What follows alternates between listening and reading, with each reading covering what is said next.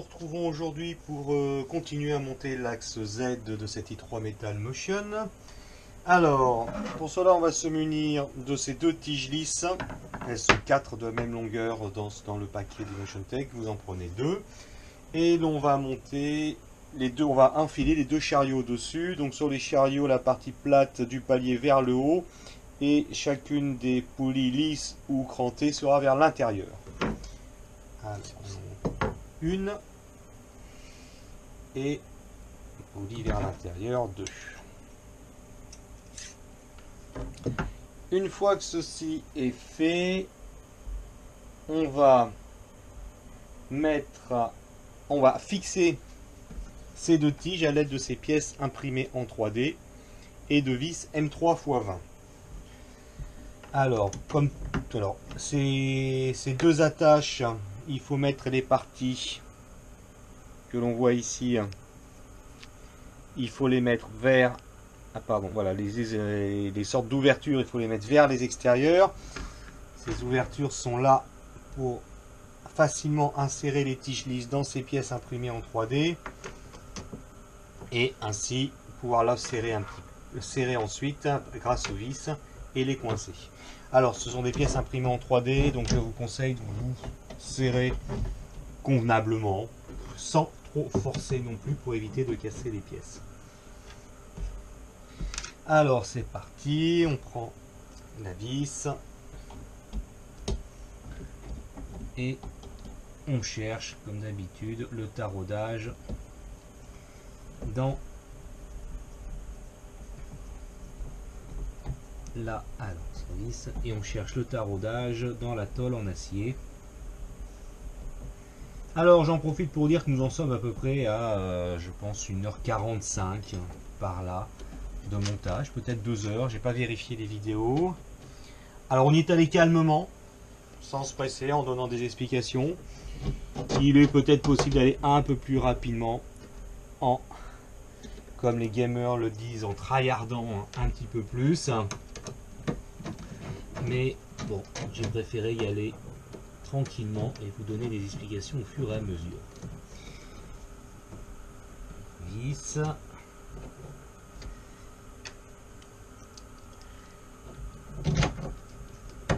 C'est sans difficulté.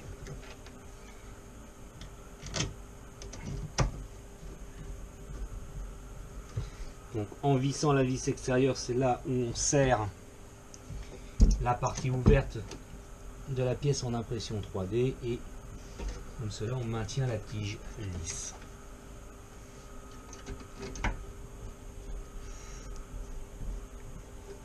Alors, la dernière vis. Une fois ceci effectué, on passe à l'étape suivante et on va mettre les coupleurs en aluminium. Alors les coupleurs en aluminium, c'est ce genre de petites ces pièces là qui vont permettre de faire la liaison entre le moteur et la tige trapézoïdale que l'on va placer tout à l'heure. Et comme des fois elles ne sont pas exactement au micromètre devant, cette pièce ce coupleur en aluminium permet de faire la liaison exacte entre les deux. Alors à chaque fois que je finis ces coupleurs, on va commencer par les poser sur les moteurs. Comme à chaque fois, une des vis que vous voyez là doit se trouver sur la partie plate du moteur pour assurer un parfait entraînement, enfin une bonne attache. Donc il y a deux vis à placer, on va serrer les deux, donc une qui se trouve en face d'un champ plat et l'autre qui ne se trouve pas en face d'un champ plat. C'est serré. Je fais de même de l'autre côté. Alors on nous demande de l'insérer à peu près jusqu'au premier trait du coupleur. Donc vous faites ça un peu au jugé, hein, c'est pas non plus très important. Mais il faut laisser quand même la partie flexible de l'axe du coupleur libre. Ensuite, vous prenez vos deux tiges trapézoïdales que j'ai préalablement déballées. Qui sont là. Donc une tige trapézoïdale, c'est ceci. Et en tournant, couplé au moteur, elle va faire monter et descendre la partie en laiton que vous voyez au-dessus. Donc cette tige trapézoïdale, il faut les passer par le trou du chariot. Il y a un trou prévu à cet effet. Et elles vont s'insérer dans les coupleurs. Je mets la deuxième.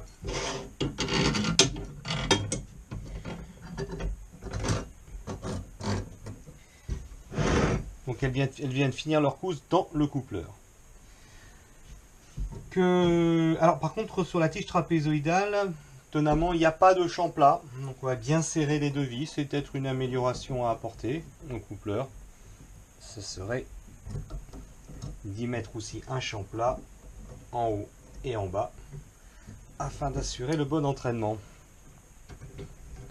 On va serrer. On va serrer. On met les tiges trapézoïdales jusqu'à leur butée. Excusez-moi.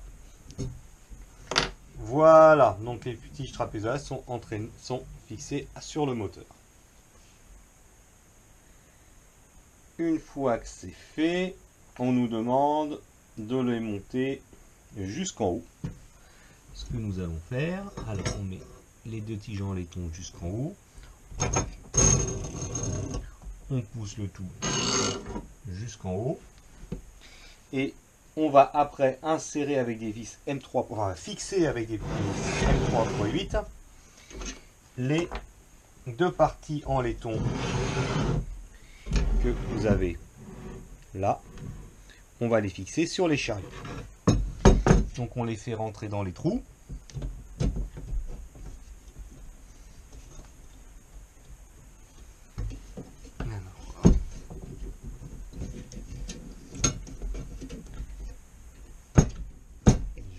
Passer les fils de ce côté, voilà. On les met jusqu'en butée. On descend les petites tiges en laiton pour qu'elles soient en face des trous. Alors, je vais inverser le tout histoire de bien voir où se situent les trous en face des vis. On vérifie, il me faut 4 M3 x 8, 2 vis pour chaque trou en laiton. Donc une fois maintenu, le chariot sera donc maintenu sur la tige trapézoïdale. En tournant, les moteurs vont faire monter et descendre les chariots. Alors, il va falloir trouver les trous qui vont bien. J'en ai un, une fois qu'on en a trouvé un, je pense que c'est ok. Alors vous faites faire un tour ou deux jusqu'à ce que la tige, jusqu'à ce que l'écrou en laiton colle bien correctement le chariot et on visse. Une vis et deux vis. Donc là les chariots sont bien planqués, sont bien plaqués en haut sur l'écrou et embutée. Donc première fixée, on fait la même opération de l'autre côté. Bon, bah, j'y suis quasiment presque du premier coup.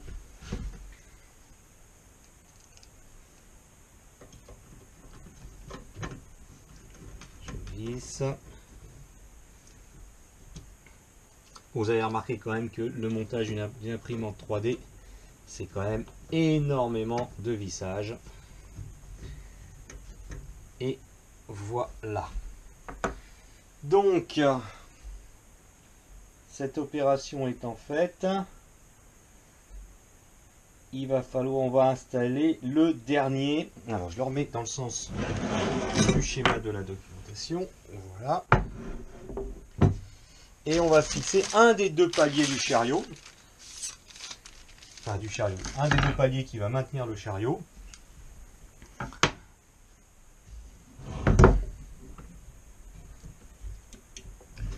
Alors, je vérifie si tout est ok. J'ai l'impression que mon moteur là est un petit peu... Oui, et je sais pourquoi. Alors, j'ai fait une erreur, donc je vais vous la dire, je vais vous la montrer parce qu'il faut. Regardez bien là. Le end stop, il est calé, il doit être en dessous. Vous voyez un décrochage ici. Je vous le montre, attendez. Ah, bah, j'y arrive. Dans ce sens-là, ça va être mieux. Ici, il y a un décrochage. de la tige en laiton et mon capteur doit être en dessous. Donc, on reprend, je dévisse là-haut.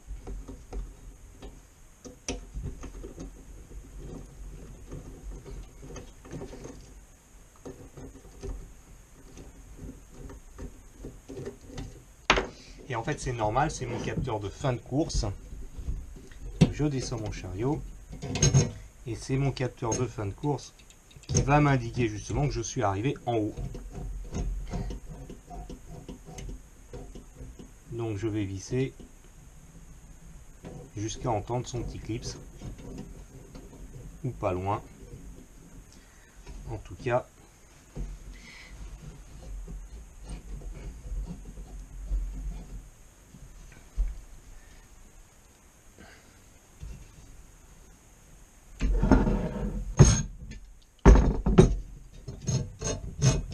c'est une partie un peu délicate. Voilà, je suis bon.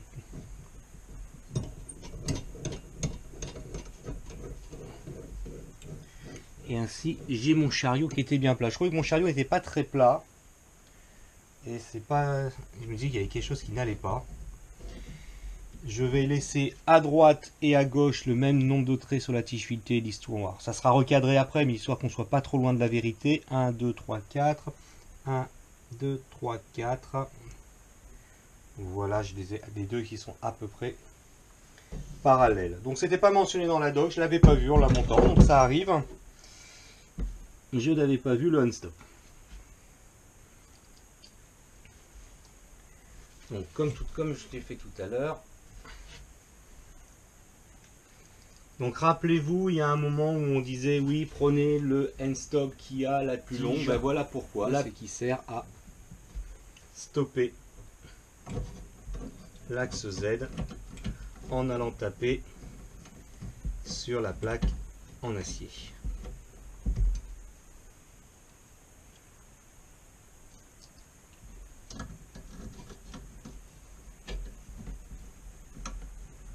Donc peut-être une petite précision doit être effectuée sur la doc à ce niveau-là. Voilà, on s'en rend compte peut-être après. Là, je m'en suis rendu compte tout de suite parce que je sais qu'après, il y a une étape pour bien aligner horizontalement l'axe X. L'axe X. Et d'entrée, je me suis dit, tiens, il y a quelque chose qui ne va pas. Donc peut-être à préciser sur la doc. Donc on en revient, on va installer d'une des deux tiges lisses qui vont tenir le chariot de l'axe X. Et il y en a, oui, parce qu'il y a deux tiges lisses qui maintiennent le chariot. Donc on a déjà un palier LMH qui est déjà positionné sur le chariot X lors d'une précédente vidéo. Là, on va insérer le palier sur la deuxième tige. Et attention, on précise attention à l'orientation du palier qui doit être comme ceci, le moteur étant là. Et encore une fois, deux pièces en impression 3D vont tenir cette tige lisse avec 4 écrous M3 x 12. J'en prends 4.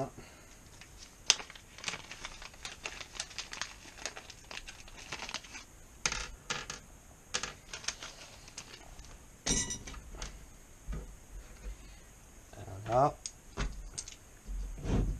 Et on va placer tout ça. Alors, il y a deux encoches. Vous les verrez facilement sur le chariot, sur lesquelles on doit placer cette tige lisse. Alors, là, je vais peut-être monter le tout. Je vais essayer de vous monter la caméra. Voilà. Alors, il faut tenir là.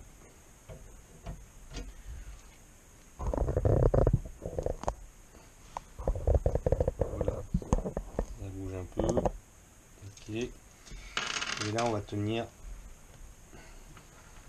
Alors bon, c'est pas très intelligent ce que je suis en train de faire, j'aurai pas la place pour visser, donc on va descendre. Alors ça non plus c'est pas indiqué sur la doc, je pense que ça tombe sous le sens.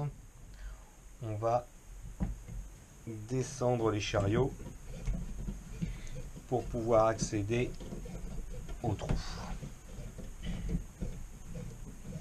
parti.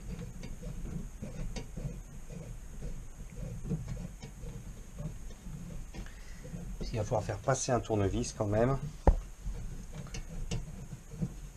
Donc là vous voyez pas très bien sur la caméra, je la replace. Et en fait je joue avec les moteurs pour faire, voilà, pour faire descendre les axes.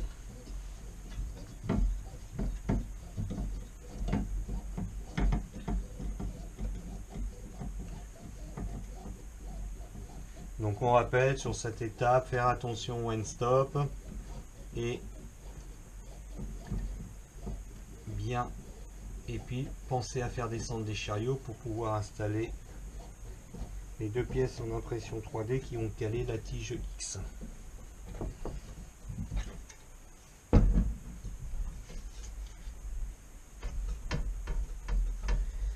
C'est un tout petit peu long.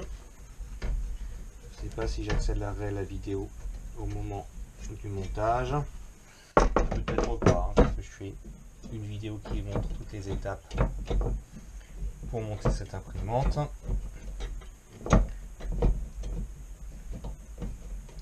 Donc celui où il y a le moteur est un peu plus compliqué à faire descendre. Pour la simple bonne raison qu'il faut entraîner aussi le moteur qui est un peu plus lourd. Donc on va essayer de faire en sorte qu'il soit quand même un peu parallèle.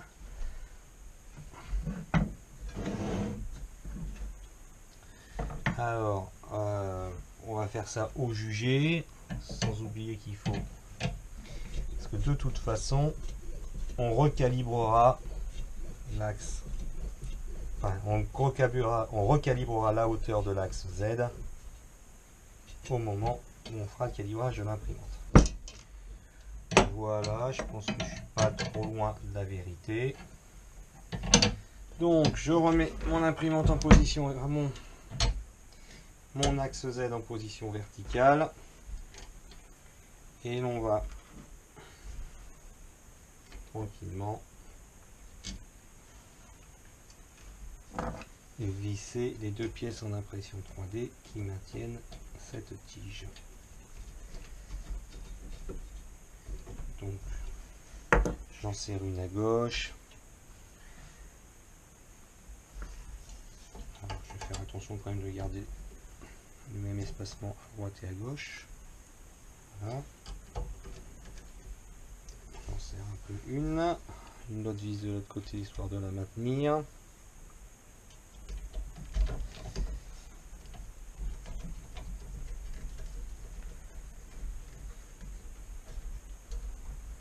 Ah, et là, est-ce que mon tournevis va accéder? J'aurais pu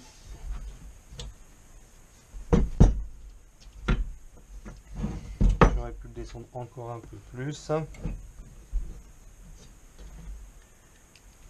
pouvoir accéder à cette vis qui se trouve tout au fond.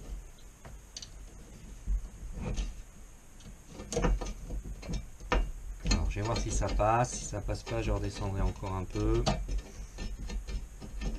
Mais ça a l'air de passer. Je ne serre pas non plus trop pour éviter de casser les pièces en impression 3D.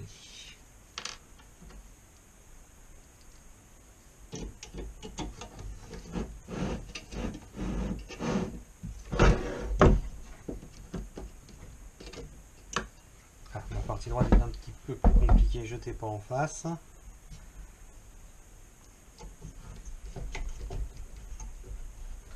Voilà, c'est enclenché dans le taraudage.